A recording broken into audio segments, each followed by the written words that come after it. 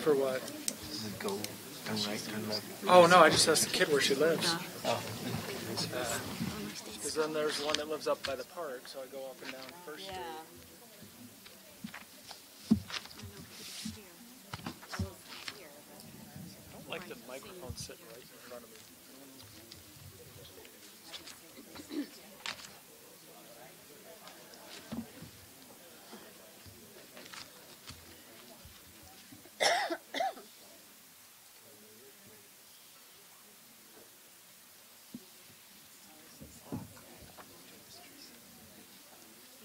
What time are we going to get out of here? What's your guess? 8. Think done and out with executive by 8? I think you're optimistic.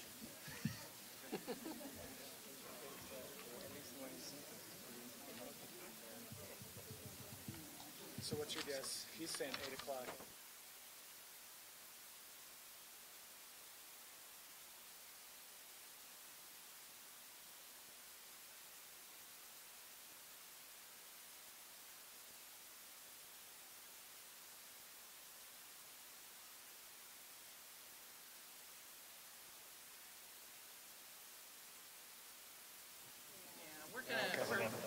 We know our other board members here, but we're going to go ahead and get started, and he will walk in here very shortly. It is 7:01, and I'm calling the meeting to order, and we will start with the pledge.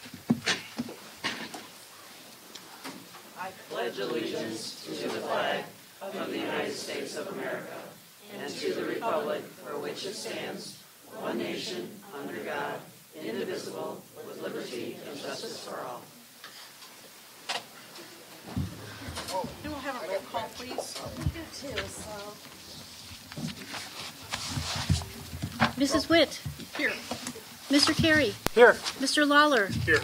Mrs. Pavlak. Here. Mr. Rivas. I am here. Mrs. Sparber. Here. And Mr. LePayton is here. He's just running a couple of minutes There late. he is. He's here. That's okay. So with 7 members present, we do have a quorum. Are there any items that board members would like to request to move from the consent agenda to new business? Anything? Anyone? Okay, hearing nothing, I'll move on. We need approval of the agenda, and it is going to be as amended because we are actually adding an additional reason for executive session. We're adding the security procedures and the use of personnel and equipment to respond to an actual threatened or reasonably potential danger to the safety of employees, students, staff, the public, or public property. And that is something that we will not be taking action on. We can't when we add it to an agenda at the last minute, but we will be discussing that in executive session along with the other item on the agenda. So we're looking for a motion to approve the agenda as amended. So moved. Okay. And a roll call when you're ready, please. When you're ready, sorry. Mr. Carey. Aye. Mr. Lawler. Aye. Mr. LePayton. Aye. Mrs. Pavlak. Aye. Mr. Rivas. Aye. Mrs. Sparber. Aye. Mrs. Witt. Aye. Motion carries 7-0. Move on now to item G, which is the board and superintendent salutes, and I'll turn it over to Dr. Layden. Yes, thank you. Before I introduce Mrs. Maris and Mr. Faulkner to recognize a few of their students, very good crowd. Good to see you. Thanks for coming out. Wanted to say a word of thanks to Dr. Mumm and Mike Rice as they helped organize our second annual gallery walk and opportunity for the district to showcase Kalen 2020 and a number of the items that we have going on. So thank you to our staff members that came out and our students. It's always great to see our community members learning more about the district's strategic plan. And then one other item I wanted to briefly mention before we turn it over to Mrs. Maris and Mr. Faulkner. At the high school today and last week, we had some safety concern incidents. Is why we were going to closed session to talk about it later. But we did want to let the board know and the community members know that we do have a safety letter that's going to be coming out in a couple days. We actually wanted it to come out last week, but then with the one incident and then the follow-up incident today, we didn't want our community members to confuse any of those letters or what was behind those letters. So I think some of the questions that maybe community members are having over the last couple days hopefully will be answered. If they're not answered, please contact a local administrator or board members. If you have any questions, please contact me. Okay? So we'll turn it over to Mrs. Maris. I think she has a slightly bigger crowd, so we'll let her go first. Thank you, Mrs. Maris. I am here this evening to share with you our names of our most recent Illinois State Scholars. Students, if you are here to be recognized tonight, if you could do me a favor and just kind of start lining up here in the front. I'm going to give some information about what you, go ahead. I'm going to give some information about what we're celebrating today, and then we will be giving you your certificates that we received from the state of Illinois, and then so that you are all aware, we will also be at our senior honors night at the end of May, be giving you some tassels cords that you will wear then for graduation, so that we will all be able to recognize who you are. All right. So after I read your names, if you can come on over, we'll give you the certificate, and then if you can kind of hang it over here, when we're finished with everybody, we'll go outside and we'll take our picture together. Okay? All right. So the administrative team wants to extend our congratulations to our students, to their teachers, and to the parents as the individuals who played a key role in the academic development, selection, and recognition of these students. Illinois State Scholars represent approximately the top 10% of high school seniors from 738 high schools across the state. Illinois State Scholars possess strong academic potential and are chosen based on a combination of exemplary ACT or SAT test scores and their sixth semester class rank. I will read the names of the 47 students, and they will be presented with their certificate. The first one is Alexis Abruzzo, Matthew Babich, Caitlin Becker, Annika Berger, Matthew Borick. Come on up. Thank you. Trevor Cannon, Grace Kano, Hannah Comier, Emily Descoteau, Robert Dudzinski, Blake Feza, Rachel Fielding, Sandra Gale, Brandon Garcia, Andrew Gould, Clayton Hanula, Cami Kraus, Tommy Kumar, Nicholas Letterman, Evangelos Lakis. Sorry. We'll get this right for graduation.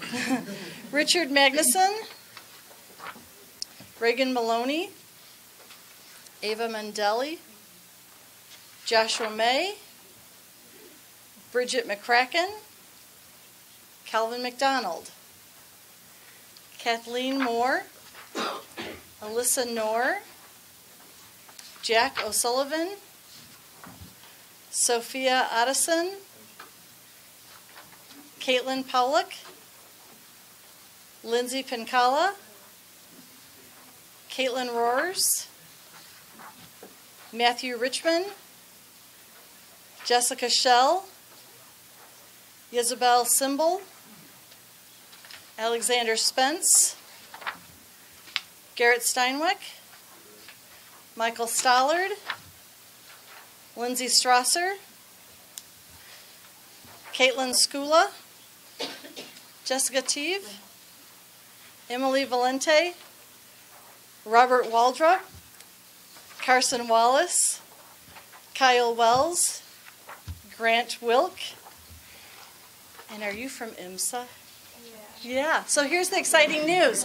IMSA also sent us 3 names of students who are from our Canelan School District that are received also this award from IMSA, and they are Amanda Ekstrom, right?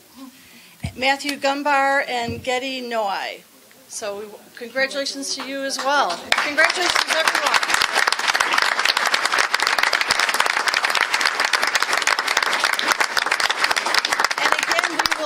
To celebrating with them at Senior Honors Night, when we will give them their cords to wear at graduation. You'll be able to recognize them at graduation by the cord on their robe. So congratulations. If you guys could join me outside for a picture, that would be awesome. Congratulations. Congratulations. And parents can follow them out. It's okay. You don't have to. It's all right. Bye-bye. Take care. Thank you. Bye-bye. school? Or? There you go. My nieces are a senior and freshman at Glenbard South, and they're in the super sectional basketball game tonight.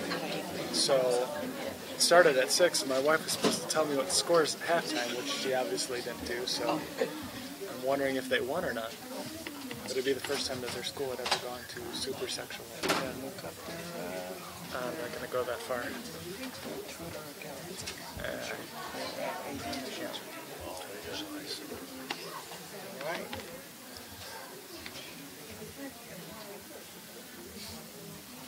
Plenty of seats available now. Yep. Mr. Faulkner, if you and Mrs. Shanahan will make your way to the microphone, we'll now allow you to recognize some of our terrific students from Harder. Yeah, so Mrs. Shanahan's going to talk about our Word Masters Challenge. We took 9th in the country, which is 8th. I'm sorry, 8th. Wow, I didn't even give us that great a credit. But Mrs. Shanahan is going to speak about that. It's our honor to highlight our awesome students here. So thanks for having us. Hi there. For those of you who do not know who I am Shannon Shanahan. I'm the Challenge English, Language Arts, and History teacher here for 7th grade. And you might be wondering a little bit about what Word Masters is. Some of you may know and some of you may not. So I will let you know that it is, I'm going to read actually parts of the press release that we received last month. I thought that would be appropriate. That's what I read to the kids, and they were very excited. Word Masters is a national vocabulary competition involving nearly 150,000 students annually. Over 2,000 schools participate. And our 7th grade team scored an impressive 177 points out of 200 in the first of our 3 meets this year, placing 8th in the nation. So we've been doing this for about 10 years, and this is the first time that we have ever scored in the top 10, so it's a pretty big deal. I'd like to tell you a little bit more about it. Word Masters isn't just vocabulary, it's also analogies. And the analogies themselves might be helpful if I put my glasses on. It's getting kind of squinty here. Oh, thanks. So Word Masters is an exercise in critical thinking. And it encourages the students to become familiar with a set of interesting new words considerably harder than grade level. And then challenges them to use those words to complete analogies expressing various kinds of logical relationships. Working to solve the analogies helps students learn to think both analytically and metaphorically. Although most vocabulary enrichment and analogy solving programs are designed for use by high school students, Word Masters Challenge materials have been specifically created for younger students in grades 3 through 8. They are particularly well suited for children who are motivated by the challenge of learning new words and enjoy the logical puzzles posed by analogies. They are not easy. Most often, out of 20, an average would be about 13 or 14. And that brings me to say, first off, I'm very proud of all 26 students in my Challenge ELA class. They work very, very hard. They make note cards. They present these note cards. They present Wordmaster posters. They actually sang some songs about Wordmasters, and we have a little bit of an Ed Sheeran. We have a little bit of, we had a Billy Joel. They just become one with the words, and it's very cool to see them using them in all 4 domains of language. And so without going on any longer, I just want to introduce, of our team of 26 students, our top scorers were the following 3 kids. So if you guys could come up. Javon Grant.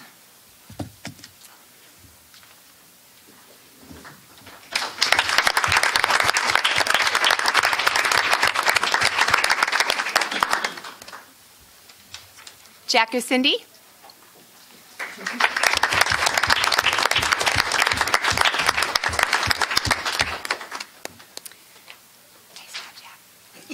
And Ella Cuffle.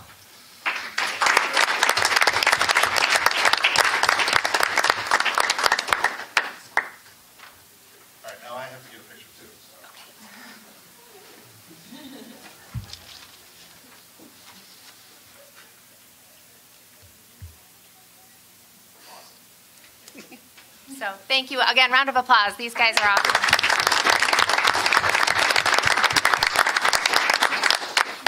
Congratulations. And again, anybody that was here for the salutes, if you want to leave, it's perfectly fine. If you want to stay for the whole meeting, you can do that as well. You're all right. Either way.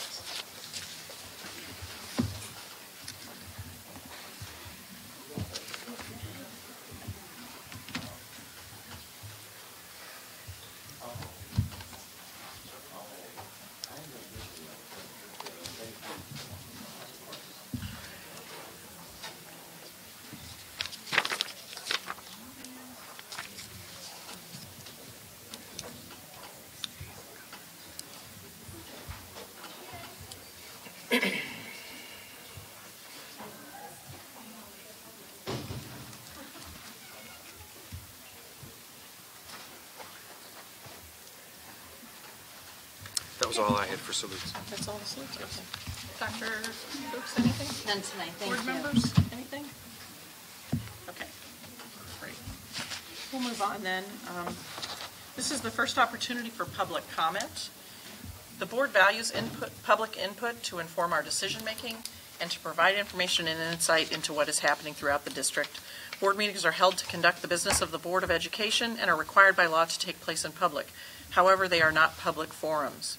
The board does not enter into debate or respond to questions during the public comment. If you choose to speak publicly, we do ask that you stand, state your name and village of residence or your association with us for the record, and limit your comments to 3 minutes or less so that all who wish to speak may have that opportunity. You are encouraged to seek a private appointment to discuss matters concerning individual students or staff members. So with that being said, I will open the floor now to public comment. Teresa, did you read your disclaimer about it being videotaped? Did I miss that tonight? Oh, you didn't. I missed it tonight. Okay. So, yeah, it is. It's there. I just We just figured before public comments we should warn sure. them. So just to let everyone know, to inform all of our attendees that this meeting is being live streamed and archived for access at any time by our community members on the internet within 24 to 48 hours of the meeting's conclusion. So I apologize for not saying that. Thanks, Ryan, for reminding me. So anyway, the floor is open for public comment with the rules being stated. And please go ahead. Thank you. No cards, but it won't take that long. Okay. My name is Bob Harkins, 20 Walnut Circle, Sugar Grove. First, thank you for letting me speak. I want to introduce myself and no, I'm not running for any office. I'm a chemical engineer, retired after 35 years, also had an MBA, and I was a registered professional engineer in the state of Illinois. After retiring, I had the opportunity to become a high school chemistry and physics teacher through Benedictine certification. I taught for 8 years and retired at the tender age of 66.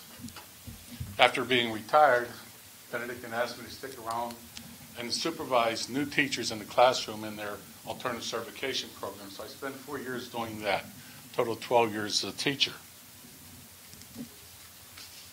I have 2 grandchildren in the school district here. You know what? I've talked in front of hundreds of people. Technically, as an engineer. Now I'm going to digress for a second. Please stop the clock. No, that's all right. We're good. My first day of teaching, this is off the record, my first day of teaching at the high school, we were under construction, the science side, and I taught in the stadium room. And I was more nervous trying to write the students' book numbers down than I could to talk. And yet I've been in front of hundreds of people with my technical background, so with apologies. No I knew this was problem. going to happen. Oh, I'm on page 3. All right. So with that in mind, I want to address the awful tragedy of Parkland, and in particular, the use of guns being armed by the teachers. And with my 12 years as a teacher and a supervisor of new teachers, and as an engineer, I believe I can bring my evidence of my credentials to this. So I'll start with the responsibility of the teacher, and I've been retired 9 years now, so it may have changed, but I don't think it has. When the door closes on your classroom, you are the responsible charge for the safety and well-being of that student in that classroom. You are not to leave the class unattended. In an emergency, you get help. That's the first thing.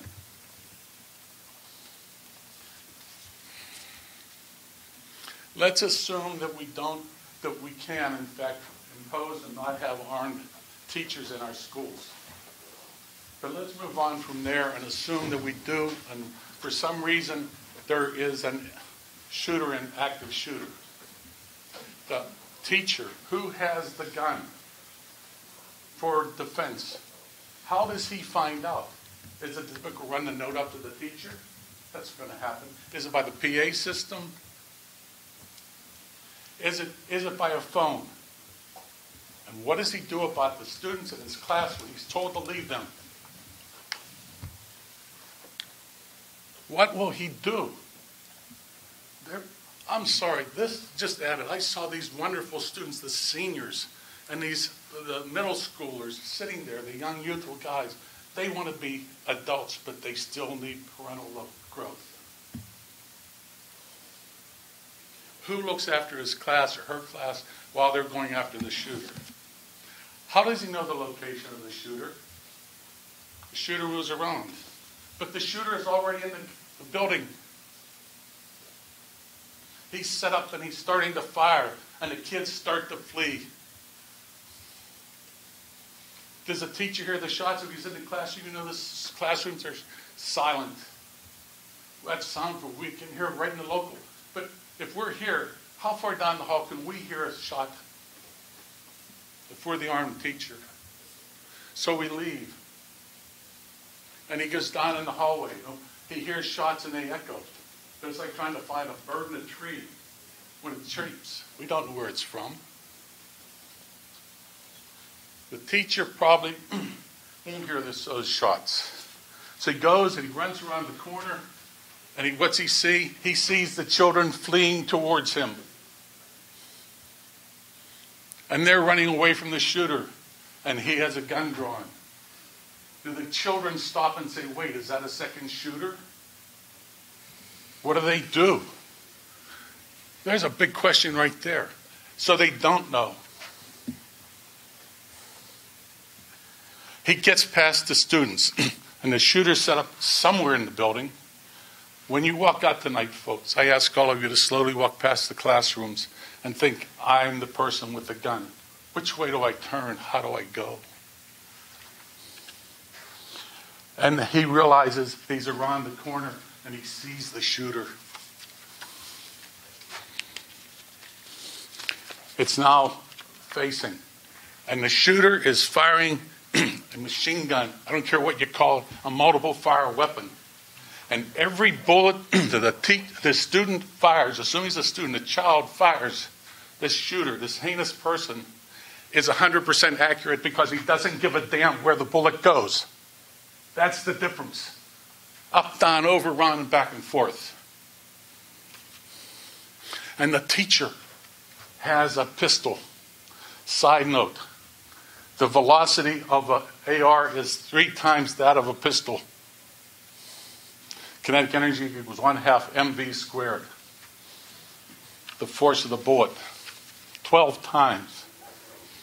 And so now we stop, and he stops, and he has the 1 or 2 shots with a pistol at a shooter firing away randomly.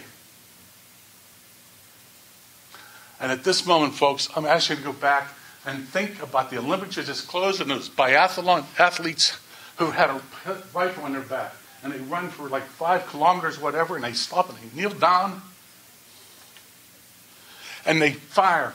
And it took them 15 and 20 seconds with marksmanship to aim, and they missed.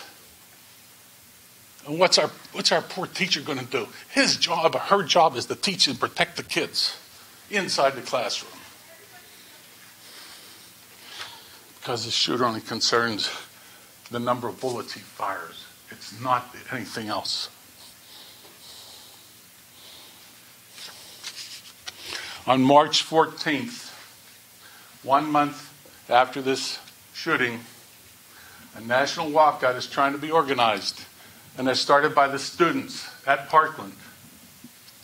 It's planned for 10 a.m. for 17 minutes, 1 minute for each student. And so I'm looking at the school board and saying, I don't know what discussions have been held in here, but I'm asking you to seriously consider allowing our children, our students here, the high school and at middle school, I don't think the elementary schools belong there, walk out for those 17 minutes. And I'm asking them maybe to line up in front of Harder Road or up on Kesslinger with signs and signs so people know that we're recognizing, A, their leadership, and B, the seriousness of this. On November 6th of this year is a federal election. Approximately 4 million seniors in high school across the country will be eligible to vote.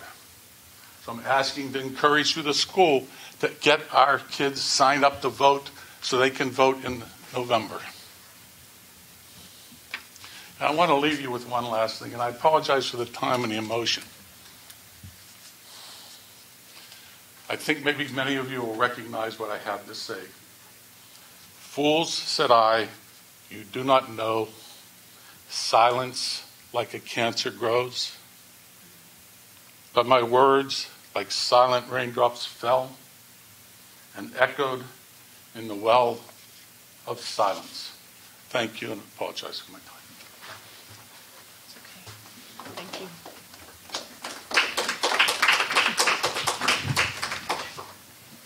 Are there any other public comments?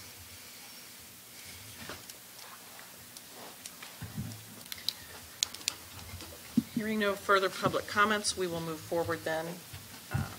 Tonight's consent agenda includes the following action items: the approval of accounts payable and payroll from February of 2018, the approval of the minutes of the February 12th, 2018 regular meeting, the approval of resignations and employment of staff, the approval of middle school course book changes on second reading, and the following informational items: the Freedom of Information Act report and the KHS lunch program update. So we're looking for a motion to approve the consent agenda as presented. So moved. And a roll call, please. Mr. LePayton. Mrs. Pavlak. Aye. Mr. Rivas. Aye. Mrs. Barber. Aye. Mrs. Witt. Aye. Mr. Carey. Aye. Mr. Lawler. Aye. Motion carries 7-0. We will move on now to the first item of new business, which is the approval of curriculum maps and associated funding. Yes, we'll turn this over to Mr. Rice and Dr. Mum. Tonight, like we do every spring, Mike and I are coming to you to really discuss our newest curriculum review cycle. As you know, or for those that may not remember, we take about 18 months for a curriculum review cycle. We start in the spring of a school year, go throughout the school year and throughout the summer and have some summer work, looking at standards, revising the curriculum maps, completely redoing and editing from scratch, in this case, curriculum maps. And then we start to look at what are our core teachings, our core standards, and in what sequence we may want them to be taught. Once we've drafted those curriculum maps, they usually come to a pretty good finished draft around October, November. We then ask our committee to start looking at, so what tools or resources would you like to use in order to teach those maps and standards to the utmost efficiency? And so they start to look at vendors, textbooks, online materials, in some cases literature that complements the work, and in some cases truly consumable, hands-on, problem-solving products. Throughout the winter, November, December, and into January, we really try to get a good grasp on the tools and resources needed to teach the curriculum to the level of fidelity that we look for. Once we get to this point, we know the maps then are finalized. In some cases, if we look for resources and they're not out there yet, we begin to determine within the unit what materials or time would we need to develop something to teach a certain portion of a unit or a standard. So at this time, we've come to kind of an initial conclusion, as Mike and I like to say, in the fact that we have our drafted curriculum maps by units of study. They are based off the C3 standards that were the college, career, and civic life, and then adopted as the Illinois social science standards. And so, of course, from the national standards to Illinois, there might be some slight tweaks or additions. And so we always look at the Illinois standards to make sure that we are in complete alignment.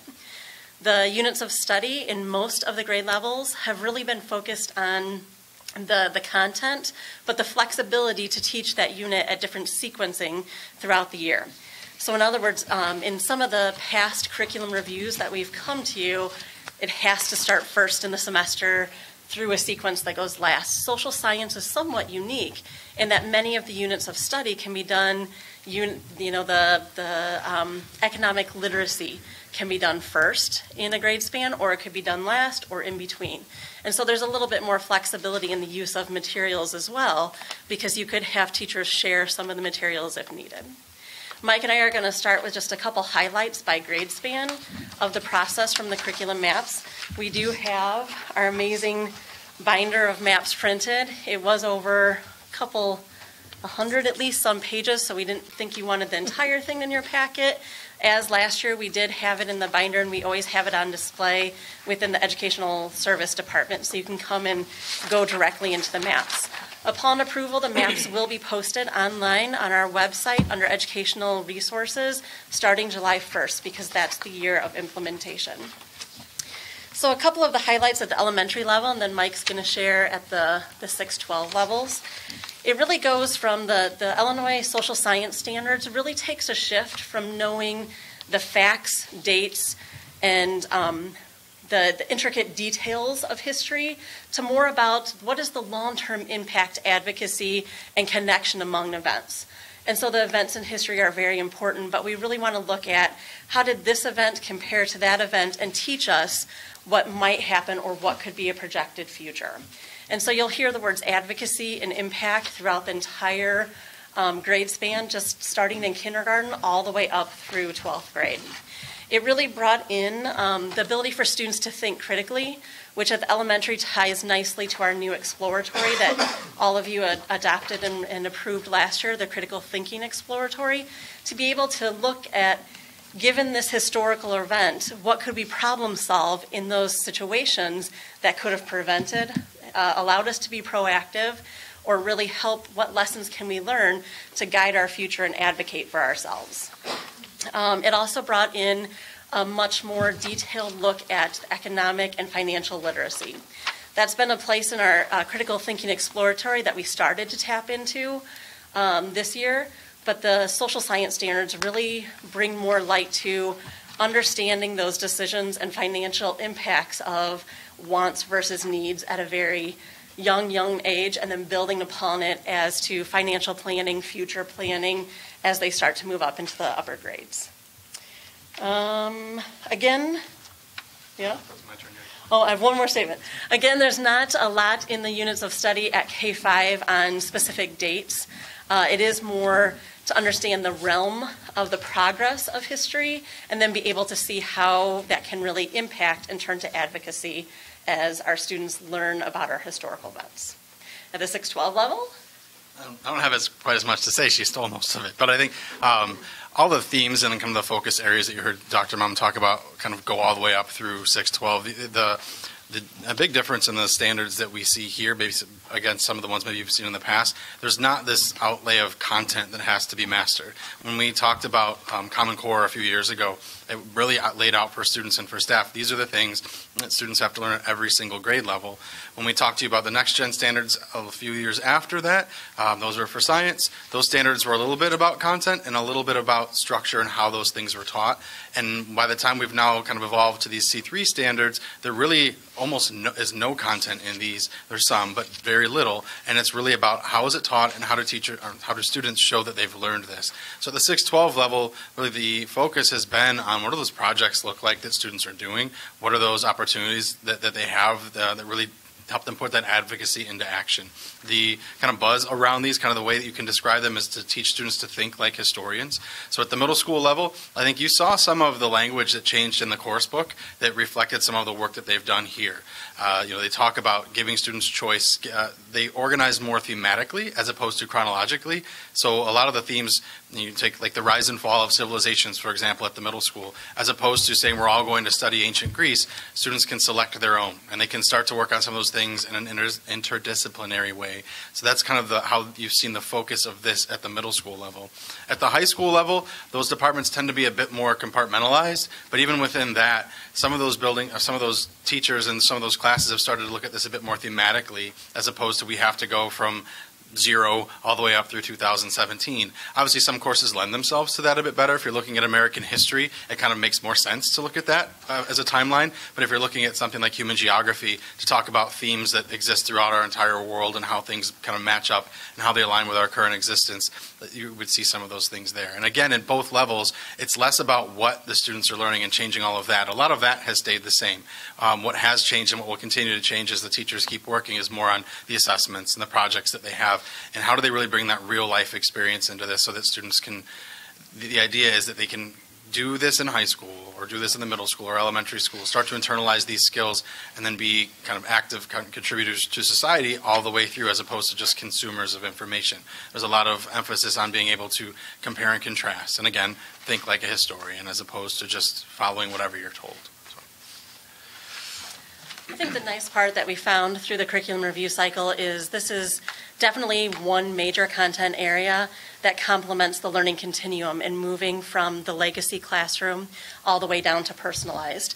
Like Mike said, the ability for a student to choose and select a certain type of historical event to show their proficiency and mastery is truly purely the definition that we're aiming towards for personalized learning.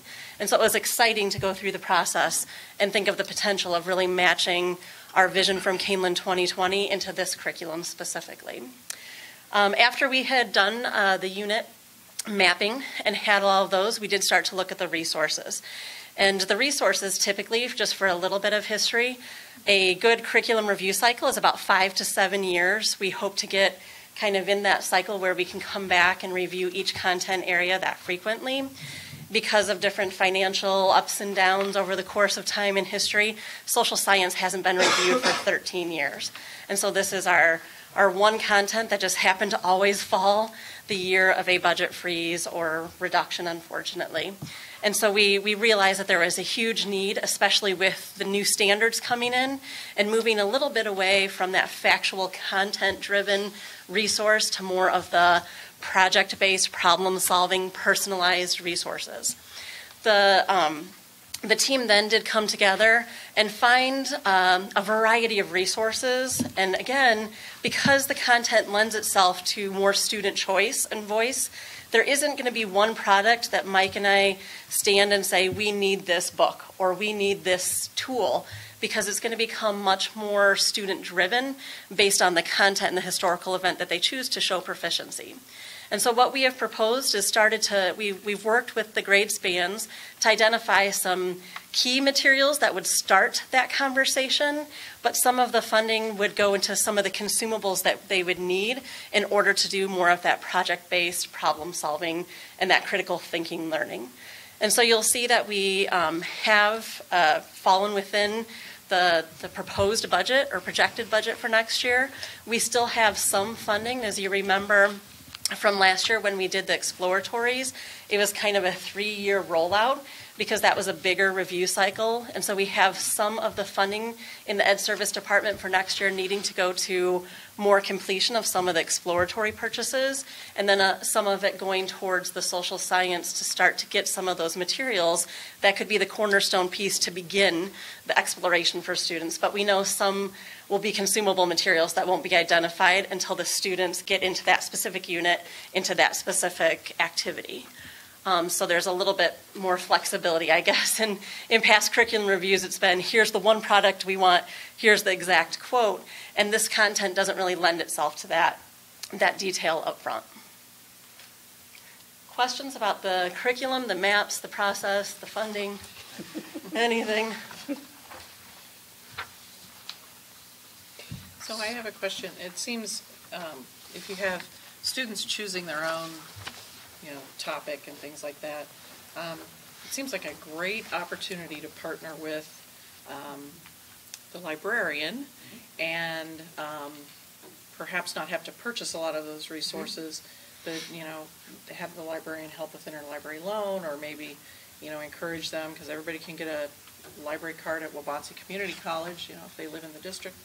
So is there any creative thinking in that way, in that direction, because of the cuts and the need for the materials? We actually, I know at the K-5 level, there is a warehouse called Custom Education Solutions, in which you can take your curriculum maps to, and they help you work through the units and identify those core literature pieces. They then send us a list of everything that would link well to that curriculum unit, and then we take that list and give it to our local libraries as well as our internal libraries and see what do we already have on site, how many copies do we have, because we want to make sure that resource is readily available. If it's the one copy here and the one copy in our local areas and it's always checked out, then we know that might be something we need to purchase.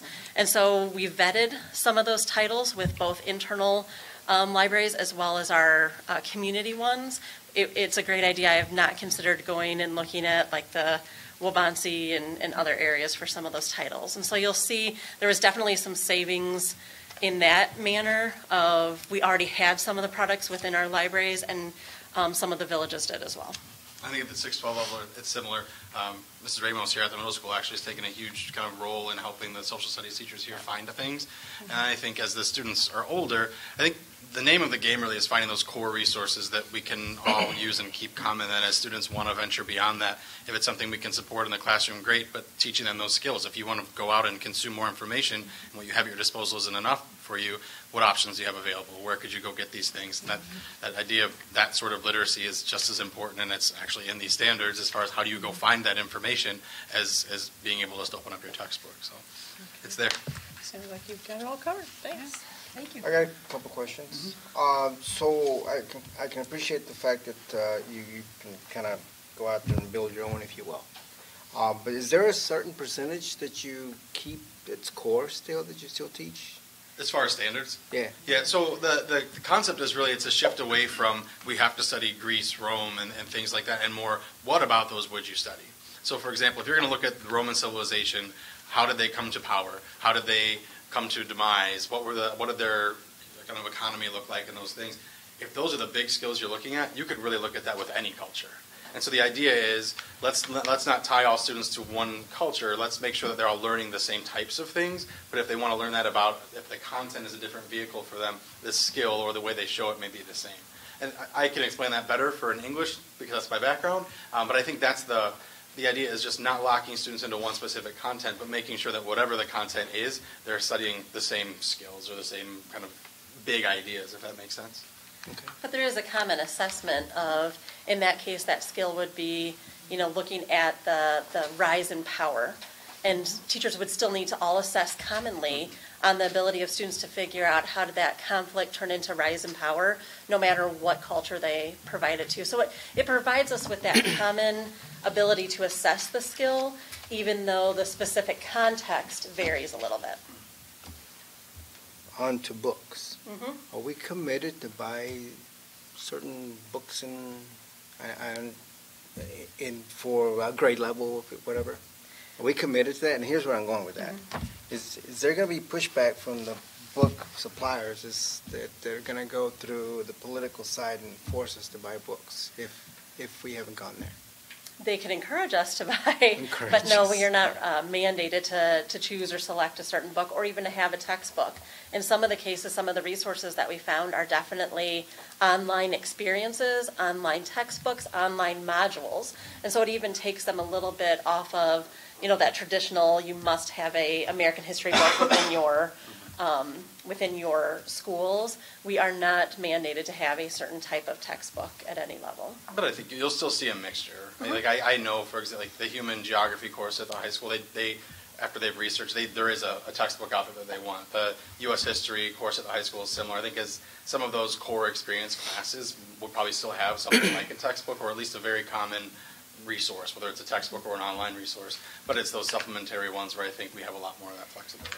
And the one thing we do mandate ourselves to do is if we say, for example, in second grade, every classroom should have the financial literacy book written by this author, no matter how many second grade sections come and go, we would always mandate ourselves within the period that this is off review cycle to buy that for the second grade section.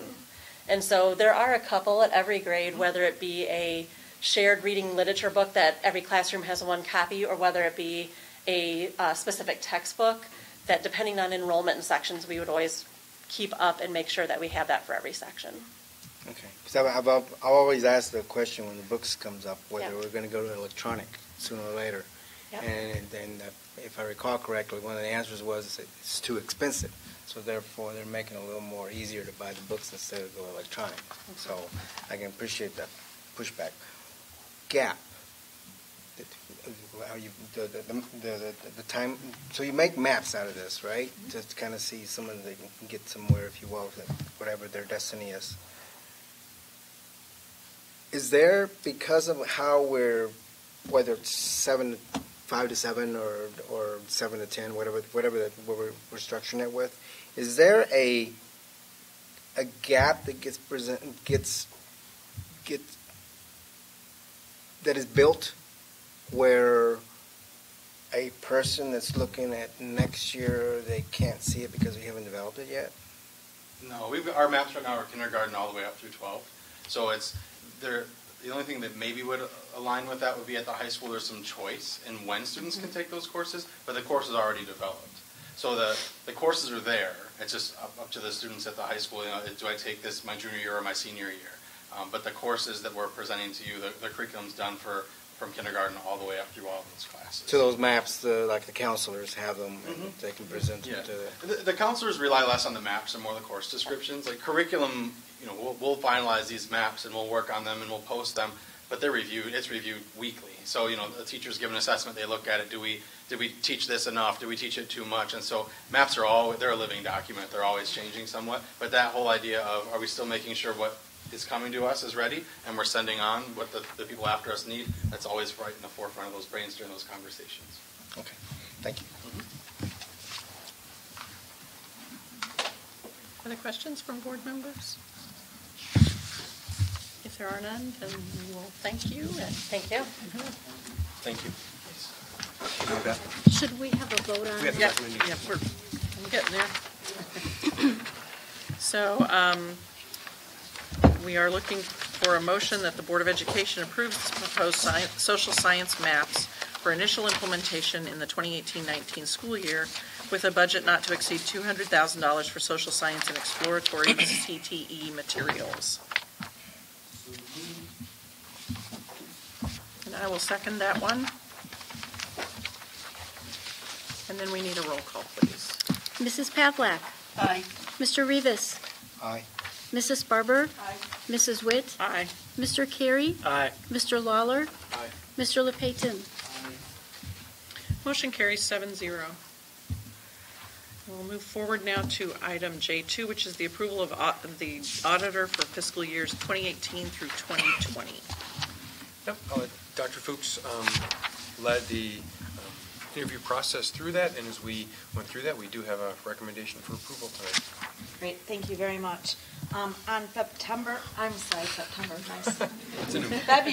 15th, nice try, we had an interview team of 8 people.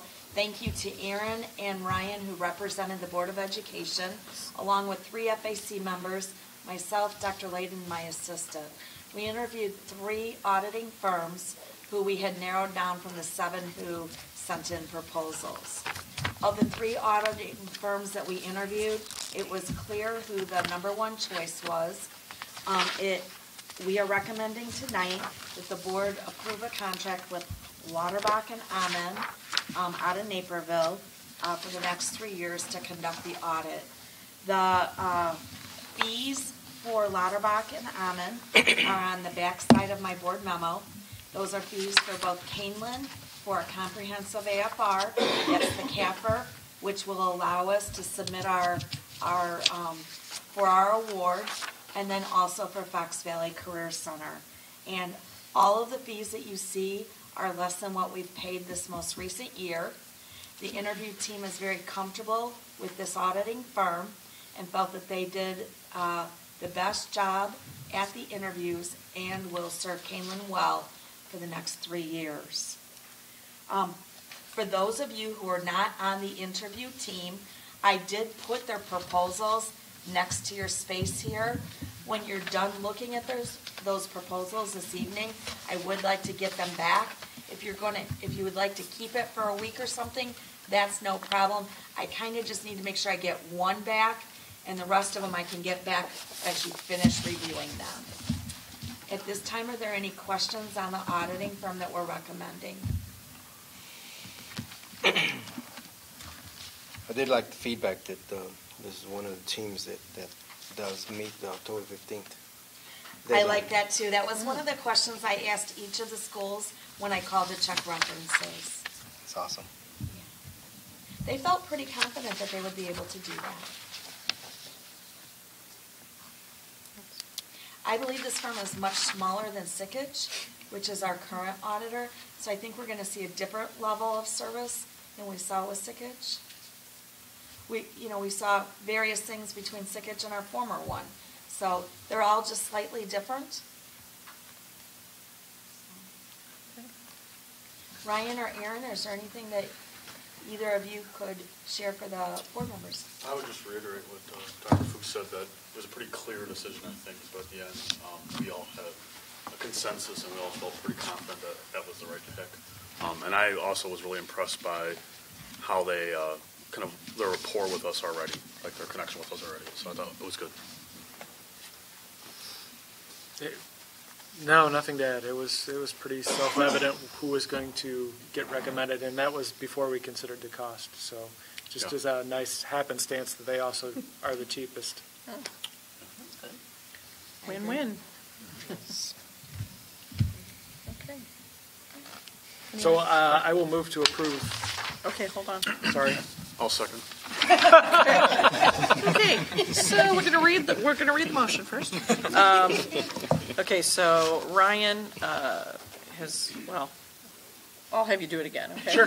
So the recommendation is that the Board of Education directs the administration to engage Lauterbach and Ammann to perform the annual financial audit, including a comprehensive annual financial report, or CAFR, for Canelan CUSD number 302, and also to perform the annual financial audit for Fox Valley Career Center for the school years 2017-18, 2018-19, and 2019-2020, with the fees as presented.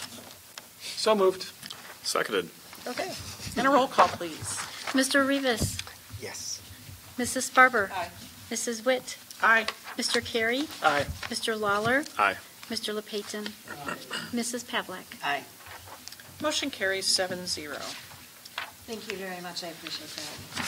Looking forward to having some on-time auditing. Yeah. It's my favorite time of the year. Yeah. You need to get out more. All right, so we'll move on now to item K, which is the superintendent and board report. Yep, we have a few. From the last board meeting till tonight, the Hall of Fame committee met, and I know we shared the press release and also through the weekly update, I shared that, but just wanted to also share here tonight that we do have 5 new inductees that will be inducted over the next number of months, mostly in April and May when we have some events, and those events were listed on there. But just to reiterate, we do have 5 new Hall of Fame inductees: Diane McFarland, Charlie McCormick, Dana Leddow, Shannon Barber Meyer, and Leslie Hudgens. And so it'll be exciting to see the 5 of them be inducted over the next, like I shared, next few months, and have our students here in those different assemblies, some of their accomplishments during that time. So congratulations to those 5 and their family members. Next item I want to share is this Friday is our countywide institute. Once again, Canelan, for I think 3 or 4 years now, Canelan has taken the lead in utilizing our facilities and the number of our staff presenters. I will be sure that in the weekly update I'll share the that brochure and that information, because we do regularly get recognized from the ROE for our work and the number of groups that we host and the number of our staff members that host breakout sessions. So you'll see more of that information. 2 other things. The next one is Speak. We do have Speak negotiations coming up on the 28th of February, so it's later this week, and then next week on March 7th. And then the last item, as I shared in the weekly update, and you may have seen on the news on March 14th, there is a National School Walkout Day that has been discussed and talked about. And so what we want to do, or what I want to do tonight, is share a little bit with you in addition to the weekly update, because we will be sending some information out to the district. But in addition to the district sharing some information, Mr. Faulkner is going to meet with his student leadership groups and also his building leadership team, as well as Jill at the high school, meeting with Student Advisory Council and Student Council, as well as staff members to have some conversations about shaping that day. Because one of the things that we, as educators, we need to be reminded of, just like during November, being a social studies teacher, it's really exciting to talk about an election, but as a nonpartisan group, we can't take an election one side or the other, one candidate or one party or the other. So it'll be similar with this event. While we'll support our students and we'll try to provide some engaging conversations for them to have and some engaging topics, we will try to, we will make sure that it's both meaningful and manageable, because from a school standpoint, our fear is if we don't work with our students to provide this, the students then may conduct a walkout on their own, and then there goes the manageable piece, and then as educators, we kind of freak out, and we don't want that. So instead, what we'd like to do is work with our students, provide something that's meaningful and manageable, especially as the 24th, while we're not in school, there's another event planned, and then later on in April. So what we'd like to do is have a great working relationship with our students and staff, so that we, if other instances come up, other events are planned, or other groups want to plan things, we want to make sure that we have a system in place that we can recognize these opportunities for our students to learn and grow, but also make sure that it's nonpartisan and we don't support one side or the other as administration and or staff. So I know there might be some conversation or feedback on that, so want to make sure that we have that now before we send anything out to the community or have Mr. Faulkner and or Mrs. Maris talk with their staff.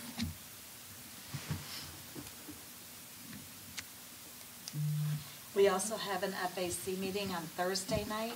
The agenda went out this morning, and it looks like Pedro is my representative, so thank you.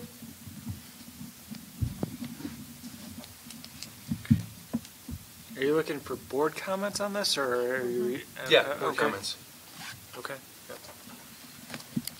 I mean, I think a lot of high schoolers right now feel like they want to have a voice, so giving them an opportunity to speak, like you said, and either way.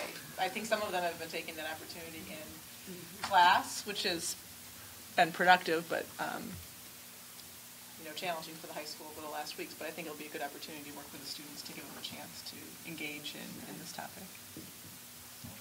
So it's a national walk out of school for 17 minutes day, if I understand it correctly. So are we having grade schoolers walk out of class?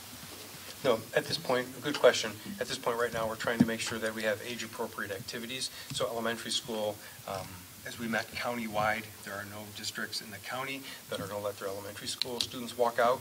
Probably aren't going to allow our middle school students to walk out. At high school, that'll be a conversation we'll have with Jill, because I know, fortunately and unfortunately, where our school is located, the high school is located, a walkout there is meant to be a display or a sign, and unfortunately on Kesslinger Road, there won't be much to see or come by to display or show that sign. And then the second thing, too, is the other important thing that we really talked a lot about was, as we have these types of events, tragedies that take place, do we want to set up for our students an opportunity to go outside where maybe those with nefarious means will know that different schools might be going outside? So the idea is, do we want to set up our students to possibly go outside in an unsafe environment where there might be a copycat action taking place? So we're trying to have those discussions to figure out what is going to be in the best interest of manageable and meaningful, and make it balanced for our students so that they can have a learning opportunity, have their voices heard in a nonpartisan manner. Long answer to your question, right? I would think it would be important, like you said, Dr. Layton, to be a part of the conversation as opposed to being excluded from the conversation, right? So if the conversation is going to happen anyways, wouldn't it be better to have adult role models involved as opposed to just letting teenagers do what they do? Right? So I think it's important that we are a part of whatever, or you're a part of whatever you decide to do. I do think, though, that there's a possibility, like you're saying, it sounds as if there's a possibility that it wouldn't be a walkout, that wouldn't be allowed, that it would be like some structured activities.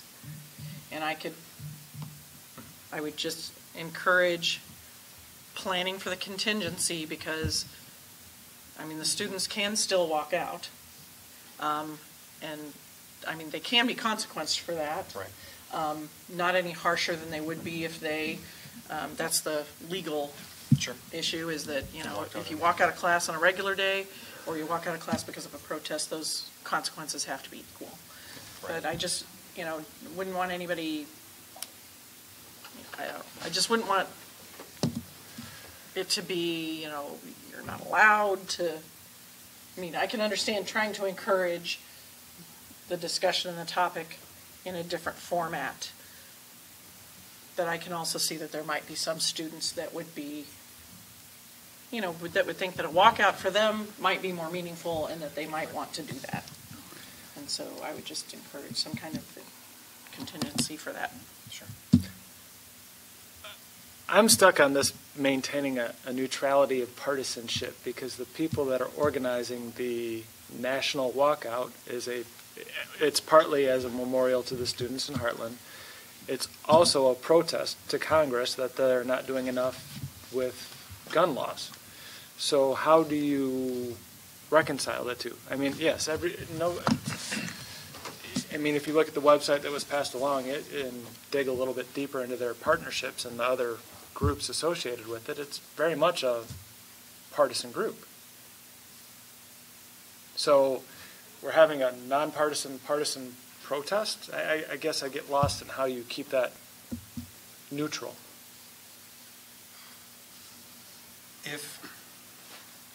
Great point. If we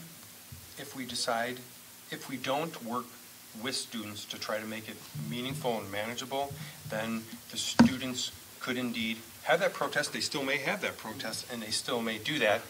Then that bears out Teresa's comment about student discipline. What we want to try to do is make it workable so that we don't end up with a mass discipline situation of 200 in-school suspensions or detentions.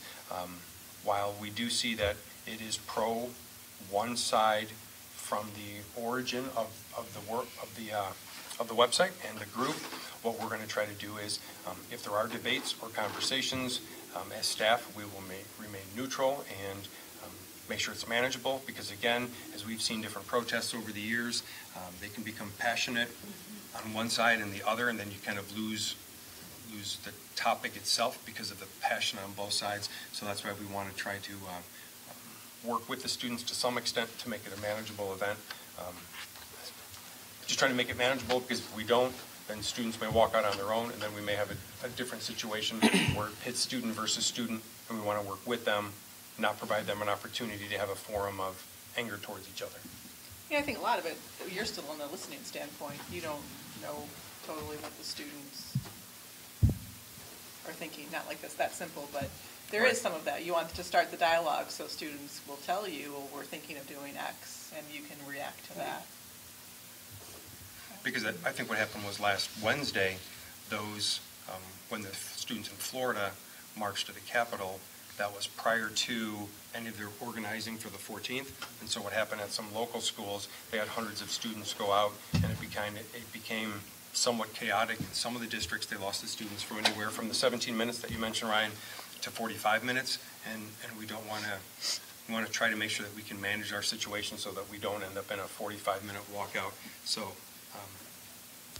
the best laid plans are what we're going to try to work with our students, advocacy groups, and at both middle school and high school.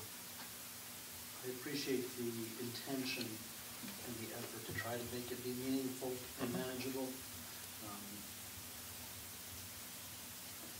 Passions run very high. Yes. Students have demonstrated that they have a voice that kind of demands to be heard, and I suspect that we have a number of students who want to be a part of that. I think so. I appreciate the effort that's going to go into this, and hope that it is a peaceful and manageable day. Will there be, is there a designated, I presume there's a designated time for this? 10 o'clock to 10:17, 17 minutes for each of the lives that were lost. So am I hearing that there's... Thank you.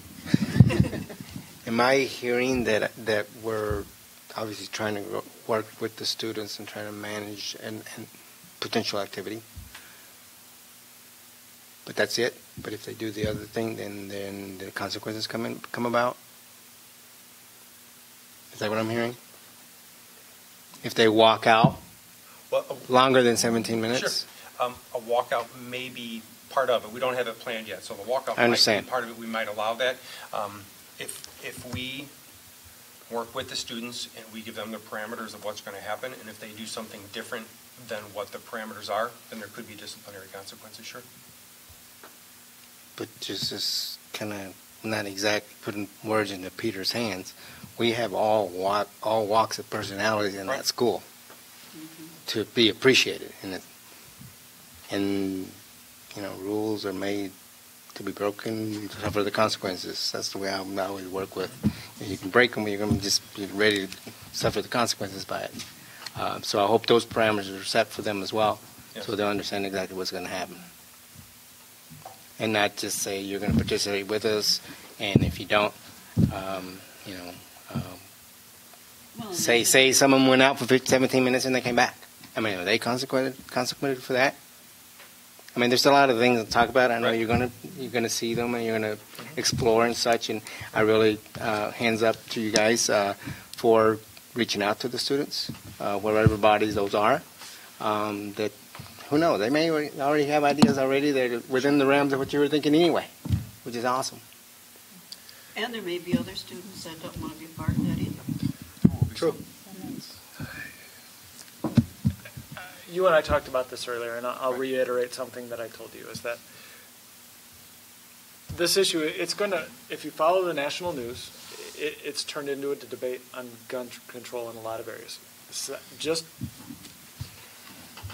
without very well communicating to the parents and to the students and to the community what is going on that day, you're going to have people on both sides of the aisle very upset because they're going to get a 2-second soundbite from their student or hear it on the news that, oh, we walked out of school in protest, or we didn't because I'm trying to stay down the middle of the line here, but I think the most important part of this is going to be communicating to the people that don't pay a lot of attention, because I can see how this can turn into a publicity nightmare on either side of the aisle. So there was a Kane County walkout earlier. It coincided with an incident at our school when our students then were not able to participate or didn't participate. But it happened at Batavia and Geneva and I think St. Charles and Oswego, one of the Oswego high schools, and there was nothing but praise, for on social media and things like that for how it worked and how well it happened. So I would certainly, I know you're reaching out already to the other county superintendents. You already had those conversations, but I don't think that partisanship. I haven't seen that any kind of a backlash to that. I don't think those were as well advertised as the 14th. No, they weren't. But I mean, there were hundreds of students who walked out at each school. So I'm just saying, and the schools allowed it, and it wasn't. What I'm saying is, it wasn't seen as a partisan gesture on the part of the districts. To allow it. Then you have the West Auroras has already come out and said suspension 3 days. Oh, what's that? I haven't heard this. Suspension 3 days to be part of this. Yeah. So I do think. I mean, it is a teachable moment. I mean, activism as an adult has consequences. You can be arrested. If you do certain things or trespass on certain areas, or and so I think. Certainly we want to try to avoid any of that, but I think they need to know up front, which things are going to be consequenced and which things aren't. So it really needs to be communicated well first and foremost to students. And then I always have to be that person who brings this up. It is, 17 minutes for the 17 victims. It cannot become a church service, a memorial religious service. And a lot of times at our high school, when we have any kind of a memorial or a marking of an event, or even like Veterans Day and things like that, it becomes this highly religious service that students are required to attend, and they're stuck there. So nonpartisan and non-religious.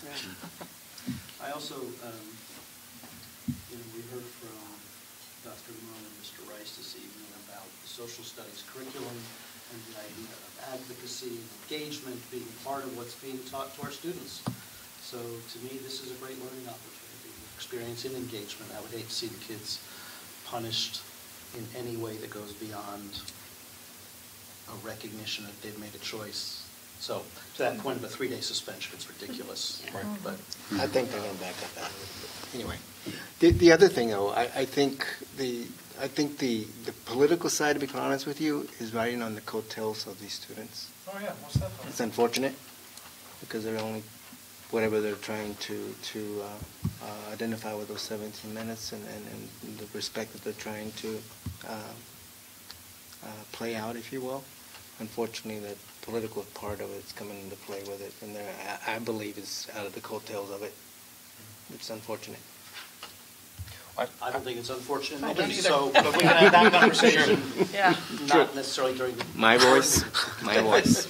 I appreciate the insight and the varied views. It's a wide chasm to try to bridge. We do appreciate that, and we'll do our best, and we'll take it back to our students and our staff. And I think if our student body behaves on that day any way similar they did at the high school in the last Wednesday when we had the Holden Place, and today when we have the Holden Place, our students are awesome. They will do a great job. It will be a wonderful experience. So after it's over, when I report back to you, it will have been a lesson learned and a good experience for our students and staff.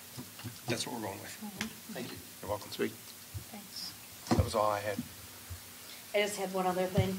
On Saturday, we had the kindergarten Young Knights registration, where we registered 192 students for the class of 2031. That's about 14 kids less than last year at this time. If everything comes to fruition, that would mean we'd have a class of around 275 students, which is just slightly lower than what we have. It may be higher, it may be lower. That's just an estimate at this time based on historical data. Yeah. So, but it was a great day, again, organized by Dr. Mum, and everything was in order and ready to go for all of the families. So thank you. Great. Julianne could not share the spreadsheet fast enough we had this many kids, that's usually about 85% of the real number, let's take it over 5 years. Well, tell them the real answer. I was only one student off from my estimate last year at this time. That's pretty good. Loud and proud. To reiterate, you need to get out more.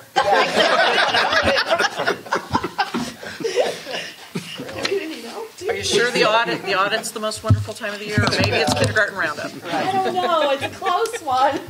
That was all we had. Thank you. Okay. Board members, are there is there anything to report? Nothing. Okay, if there's nothing, we'll move on to topics for future agendas. Anyone?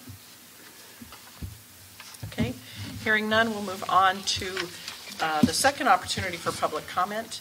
The same rules apply as before, and the floor is now open. Are there public comments?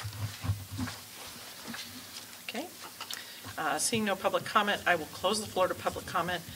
Tonight, we do have an executive session to discuss the appointment, employment, compensation, discipline, performance, or dismissal of specific employees of the public body or legal counsel for the public body, including hearing testimony on a complaint lodged against an employee of the public body or against legal counsel for the public body to determine its validity. We will also be discussing security procedures and the use of personnel and equipment to respond to an actual, a threatened, or a reasonably potential danger to the safety of employees, students, staff, the public, or public property. And we do anticipate taking action only on the first item because the second item was added without the notice that would be required in order for us to take any action. So the action, it would be on the first item and not the second. So we are looking for a motion to go into executive session. So moved. Seconded. Okay, and a roll call, please. Mrs. Farber. Aye. Mrs. Witt. Aye. Mr. Carey. Aye. Mr. Lawler. Aye. Mr. LePayton. Aye. Mrs. Pavlak. Aye. And Mr. Rivas. Aye. Motion carries 7-0. And because we do anticipate action to be taken following the executive session, once the executive session has concluded, the recording will include the action taken by the Board of Education plan for this evening. So it will resume, and we will take the vote in open session once we come back. Thank you.